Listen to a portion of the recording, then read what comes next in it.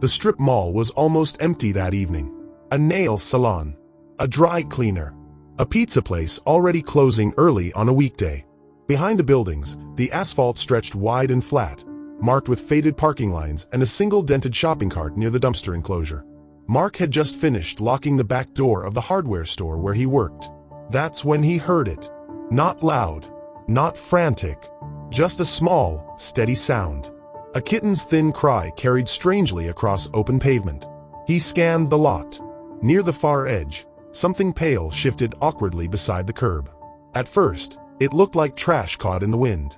Then it moved again, in short, confused jerks. A white plastic utility bucket rolled halfway upright and kept moving. Mark walked closer, boots scraping lightly on gravel. The bucket tipped forward and bumped into the curb. Two paws scrambled beneath it.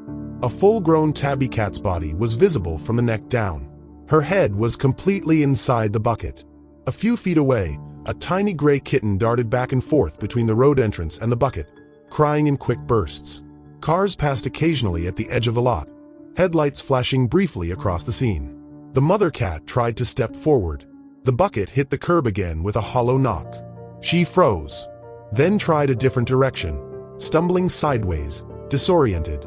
The kitten pressed its body against her leg, mewing upward. Mark stopped several steps away. He didn't rush. He just watched for a second, trying to understand what he was seeing. The lot was quiet enough to hear the mother cat's breathing echo slightly inside the plastic. Every sound was amplified for her. Passing tires, a door slamming in the distance, Mark shifting his weight. He crouched slowly, palms open. The kitten noticed him first. It hesitated, then ran toward him, then back toward its mother. Back and forth. Mark grabbed a flattened cardboard box from near the dumpster and gently slid it along the pavement to block the open driveway entrance. A soft barrier. Nothing aggressive. The mother cat felt the change in ground texture and paused. Her body trembled slightly, but she didn't lash out. Mark moved behind her, steady and slow. He placed one hand lightly against her ribcage to keep her from backing up too suddenly.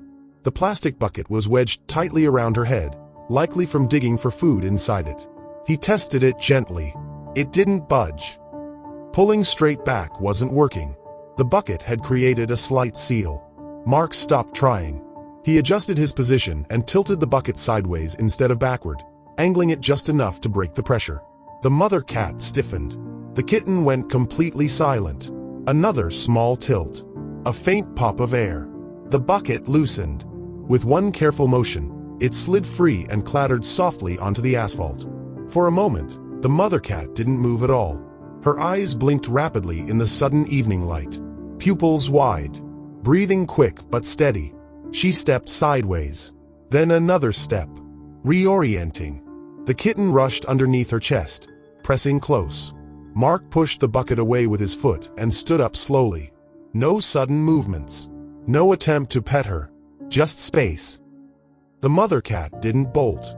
Instead, she guided the kitten toward the narrow strip of grass behind the building, near a row of HVAC units humming steadily against the wall.